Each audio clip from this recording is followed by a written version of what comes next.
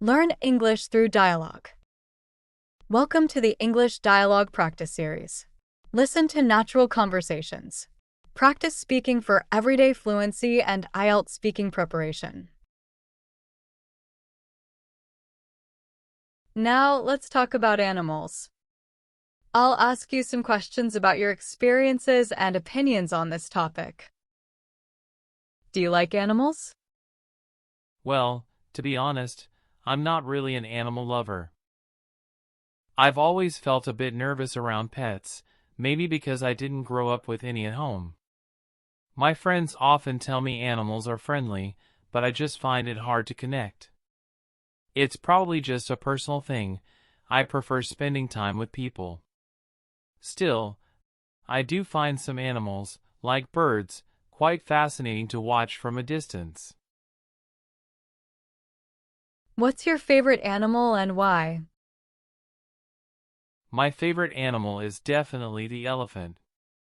I've always admired how intelligent and gentle they seem, and watching videos of their family groups is really heartwarming.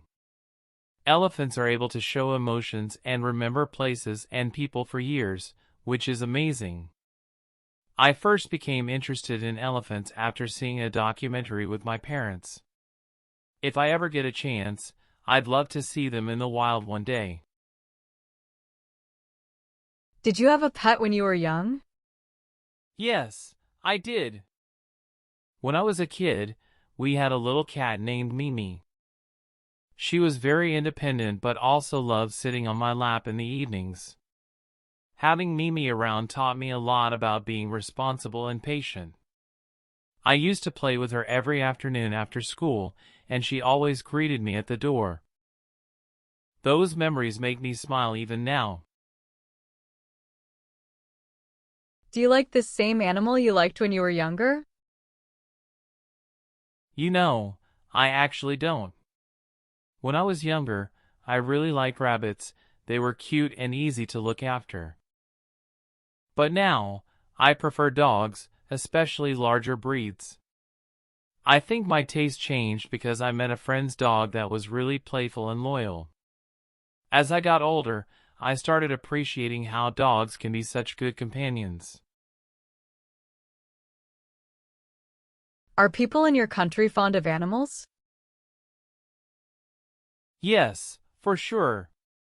Most people here really care for animals, especially pets like cats and dogs.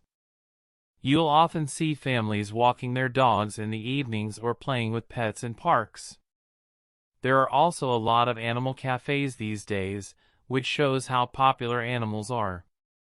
In fact, there are organizations that help rescue stray animals, so I think the attitude is mostly positive. What animals can you see in your city or country?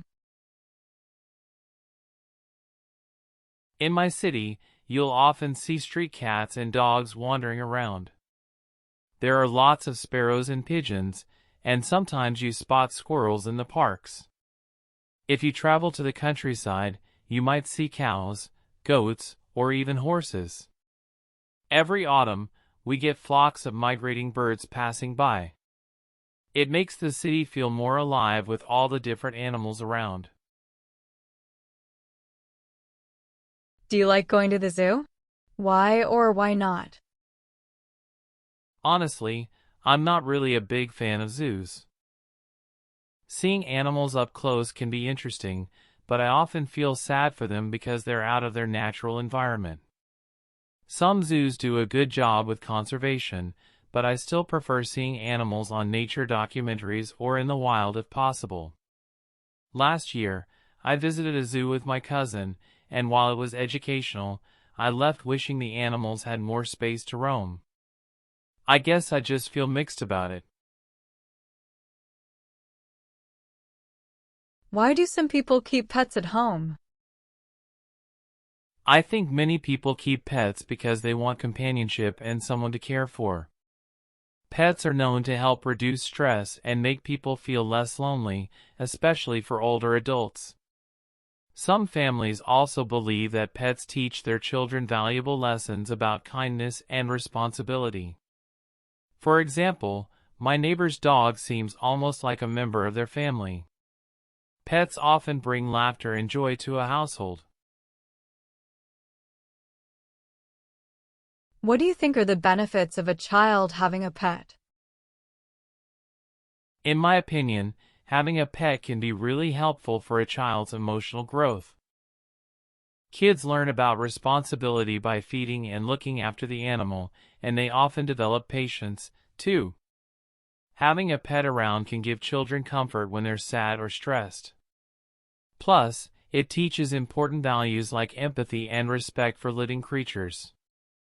I think these experiences really help kids mature in a positive way. If you have children in the future, will you allow them to keep a pet? I think I would, but only if my child was old enough to help take care of it. Having a pet is a big responsibility, and I'd want to make sure they understood that. I know how rewarding it can be, as I had a cat when I was young. Of course, the choice of pet would depend on our living situation. I'd choose something that fits our home and lifestyle. Overall, I believe it could be a wonderful experience for the family. Let's talk more about animals and their role in our lives and society. In what ways are humans different from other animals? Well, humans and other animals share many basic needs, like food, shelter, and companionship. But I think the biggest difference is our ability to think abstractly, communicate through complex language, and create technology. People can reflect on their experiences and plan for the future in ways most animals can't. Also, humans build communities and cultures that are far more advanced. It's these unique abilities that have shaped the way we interact with and care for animals. How are people's attitudes toward animals different now than they were in the past?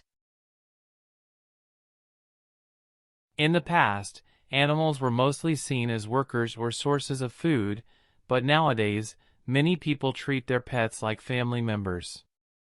There's also more focus on conservation and protecting endangered species. For example, there are big campaigns to save animals and reduce animal cruelty now. Social media has played a role in spreading awareness quickly. Should animals be kept in zoos, in your opinion? In my opinion, zoos should only keep animals if it truly helps protect the species or educate the public. It's better for animals to live in their natural environments whenever possible. Some zoos are more like rescue centers or focus on breeding endangered species, and I think that's a good thing. But zoos only for entertainment don't seem fair to the animals. Ideally, zoos should strive to give animals plenty of space and proper care if they're kept in captivity. What are the main threats facing wild animals today? The biggest threats to wild animals are probably habitat destruction and poaching. As cities and industries grow, forests and other natural habitats get smaller and fragmented. Poaching for things like ivory or exotic skins still happens in many places. Pollution and climate change are also making it harder for animals to survive. Unless people and governments intervene, many species could disappear within a few decades. Why do many people refuse to eat meat? Well, there are a few reasons why people avoid meat.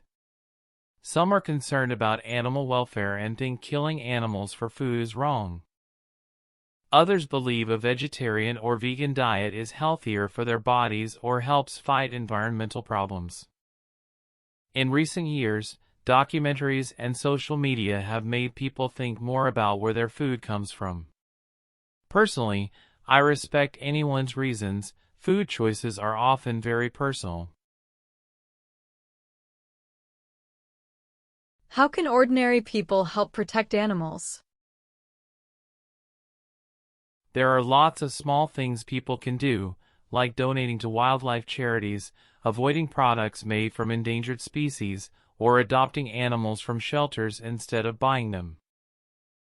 It's also helpful to spread awareness and talk to others about animal protection.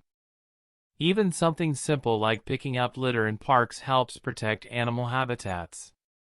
Little efforts add up if everyone gets involved. Why do you think many people have such a strong attachment to their pets?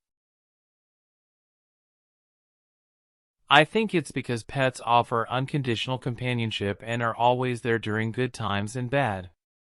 Many people see their pets as part of the family, and caring for an animal can give a big sense of purpose. Pets have a way of understanding human emotions and providing comfort when we're lonely or stressed. The bonds are especially strong because pets rely on us for everything, and that builds trust and affection over time. What role do animals play in people's mental health? Animals, especially pets, can have a big positive impact on mental health. Spending time with animals lowers stress and helps people feel less lonely. Sometimes therapy animals are used to support people with anxiety or depression. The simple presence of a pet can make difficult days much easier. In my opinion, animals help create a more joyful and balanced life.